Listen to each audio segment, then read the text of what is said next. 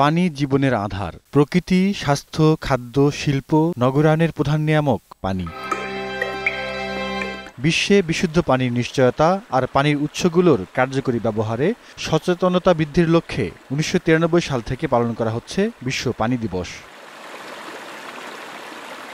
এবার এই দিবসের প্রতিপাদ্য পানি ও টেকসই উন্নয়ন। পানিকে জীবনতুল্য বলছে জাতিসংঘ। জাতিসংঘ মহাসচিব বান কি মুন পানিকে জীবনের সঙ্গে তুলনা করেছেন। পানি টেকসই উন্নয়নের কেন্দ্রবিন্দু। আগামী ১০ থেকে ২০ বছরের মধ্যে পৃথিবীর সব মানুষকে বিশুদ্ধ পানি পৌঁছে দেবার লক্ষ্যমাত্রা অর্জনে কাজ করে যাচ্ছি আমরা। তবে এখনো পানির জন্য হাহাকার কোটি কোটি মানুষের। উন্নয়নশীল দেশগুলোতে পানির এই সংকট আরও তীব্র।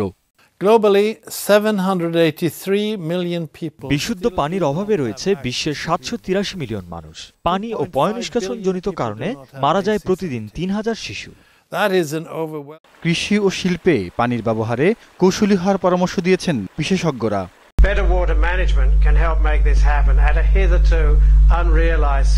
আন্তর্জাতিক বেসরকারি সংস্থা ওয়ার্ল্ড ওয়াইড ফান্ড বলছে ২০২৫ সালের মধ্যে বিশ্বের ২/৩ মানুষ পড়বে পানির সংকটে। আর এতে হুমকির মুখে পড়বে খাদ্য নিরাপত্তা, কর্মসংস্থান আর জীববৈচিত্র্য। তাই সচেতন হবার সময় এখনই। জাহিদুর রহমান, ২১ টেলিভিশন।